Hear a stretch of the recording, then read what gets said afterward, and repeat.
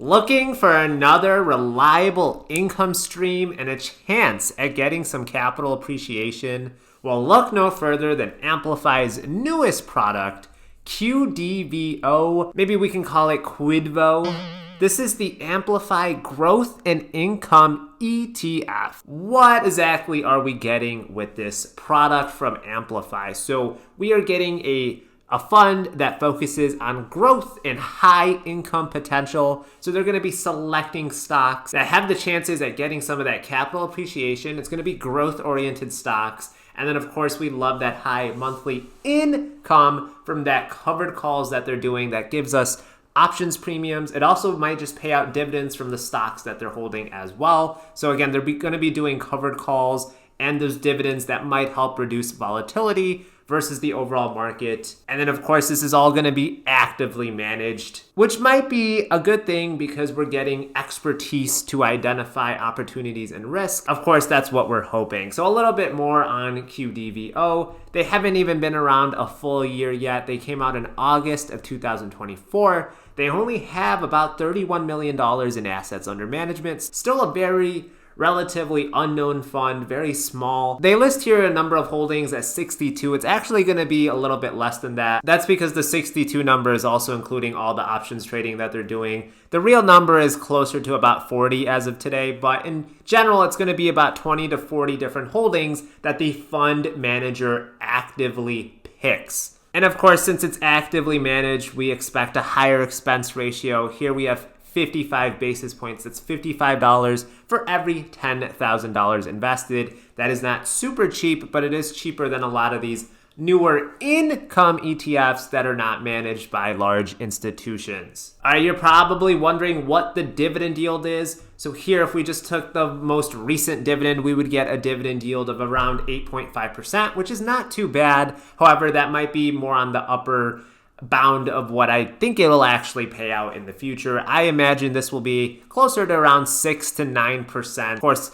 the plus or minus will depend on the amount of volatility that is happening in the markets and how the fund managers execute on some of those trades. So when they're picking the companies that make up this fund, they're going to be looking for companies that definitely have that growth. Again, this is going to be really focused on those large cap companies. So you're not really going to see a lot of those small caps in here. And they should historically have strong earnings and cash flow characteristics. These are things that we should be looking at when we pick our own stocks. So glad to see that's in their selection methodology. And then of course, they're going to be looking for some diversification in the different sectors that they're in. So they're not overly exposed in one particular area or underweight in any particular area in case that does really well. As we talked about, there's only going to be about 20 to 40 stocks in this fund, which is relatively small compared to most funds, especially nowadays. Most are based on an index which could have well over 100, 500 different companies. And it's going to be a tactical covered call writing. So basically, individual stocks tend to be a little bit more volatile than indexes, right? A lot of these covered call funds that we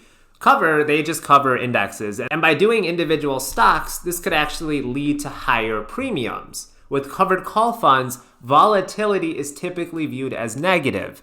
But this could actually be a positive thing. We are able to strategically harvest volatility for a profit. Now, since it's tactically managed, the fund may sell more calls when the volatility is high to get more premiums. And when there's less volatility in the market, they might do less covered calls. We will take a look at their individual holdings here in a second, but I just wanted to show the sector allocation so we can definitely see that they might be a little bit overly exposed to tech here at nearly 41% of the portfolio. But nowadays tech just makes up so much of the S&P 500. I kind of understand why. So communication services at just under 20%, consumer discretionary at 15%. I'd say overall it's pretty diversified. Just know that you're going to get a lot of tech from this fund. All right, so looking at their top holdings as of the date that I'm recording this, we have the big players in here like Apple, Nvidia, Microsoft, Facebook, Amazon, Google. These are all well over 5%. These 7 companies alone make up around 41% of the fund, which is pretty crazy. These big tech companies, they generally don't pay dividends at all, or if they do pay a dividend, it's very small. So it's pretty nice to be getting exposure to some of these big tech players in our portfolio, and then also getting a pretty juicy dividend on top of that. So right now they have about 40 individual holdings. I did want to warn you guys that they do have this really garbage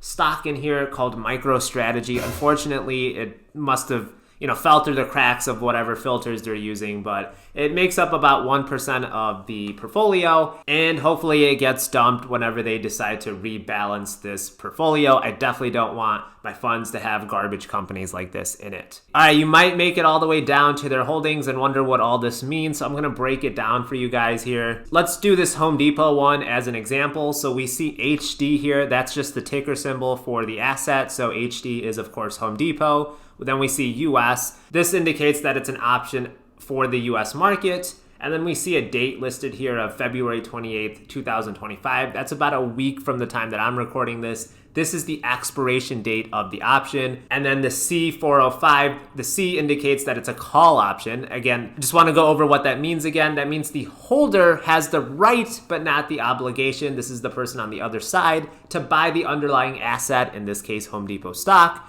at a specified strike price. And that strike price is this 405.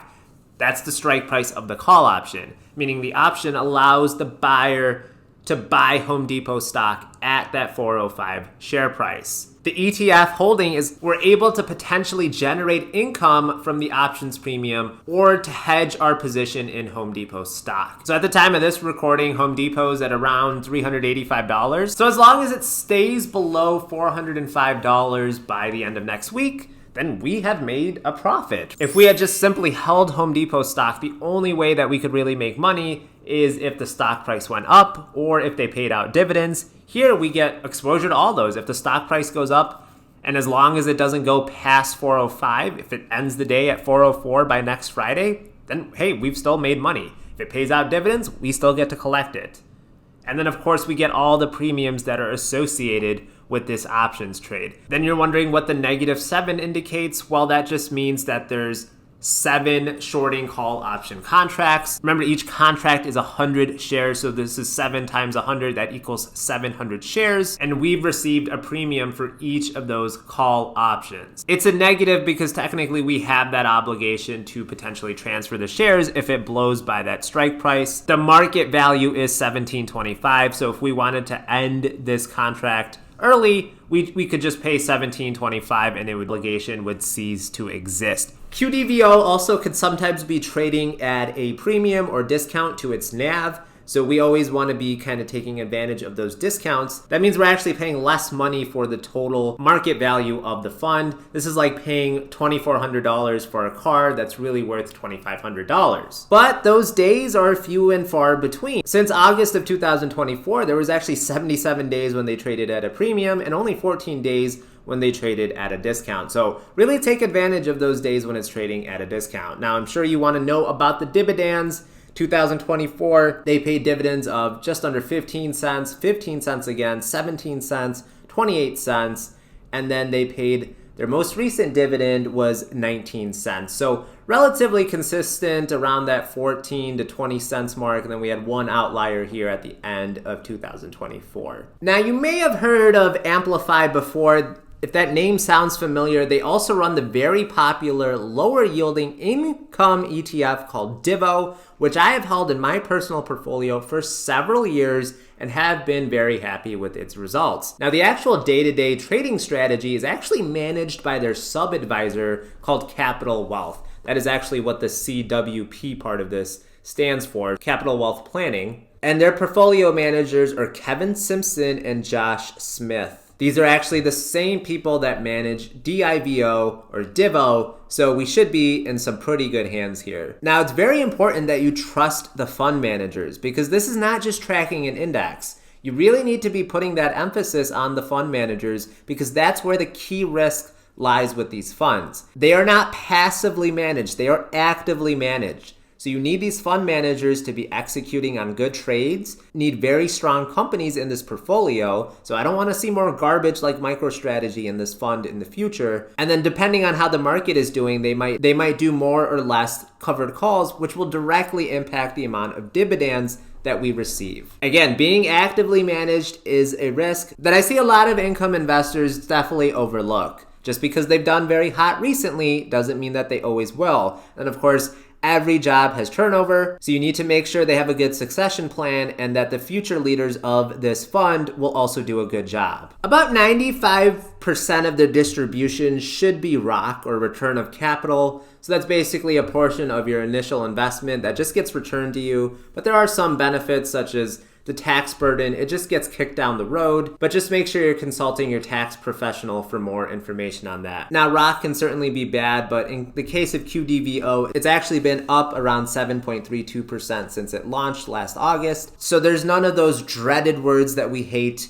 NAV erosion. If we saw NAV erosion and we saw ROC, I would be running away as fast as I could, but that doesn't seem to be the case here so far. So with this fund, you really need to look at your time horizon. Is retirement decades down the road for you? Then maybe QDVO has a place in one's portfolio. It's going to be giving some capital appreciation, hopefully in the long run. And that's because, remember that Home Depot contract I showed you earlier? There were 7 options contracts on that. So that's 700 shares, but we can see here that Home Depot in their fund actually has around 1,600 individual shares. So that means there's around 900 shares that have absolutely no covered calls on them. So they can still experience some of that capital appreciation. So that's some of the benefits of a fund like this, is that you're still getting that capital appreciation. And then of course, best case scenario is if those options expire completely worthless and Home Depot goes up slowly, then we're getting all of that capital appreciation, we're collecting the dividends, and we're collecting the premiums. It's a way to make money without the stock price just going up. But of course, since we get that capital appreciation, the yield is going to be a little bit lower than some of these other popular income ETFs. So that 6 to 9% range, that still excites me. But again, it all depends on your investment goals and your life situations. You are the CEO of your own life. Remember, high risk comes with high reward. These income funds definitely have a lot of risk. You just need to be able to tolerate that and understand where it fits in a portfolio. Now, if we compare QDVO to the very popular JEPQ, since last August, QDVO is actually trailing JEPQ overall 12% compared to 13.6%. But remember, the sample size here is relatively small. It's not even a full year. And it's really been in optimal conditions. We haven't really seen a market downturn. And we'll have to see how this fund behaves during the bear market and the subsequent recovery. That will be the true test for a lot of these income ETFs. Guys, if you want a place to talk with other like-minded investors about investing, make sure you're joining the Discord. We have so many great conversations in there. Thank you to all my Patreons who make this channel possible. Remember, my videos are always found in podcast form under the Collect Cash podcast name. And I will catch you on the next one. And a lot of people don't see it that way. They just see I just buy stuff like I don't know what I'm doing. That's probably true. I probably don't know what I'm doing.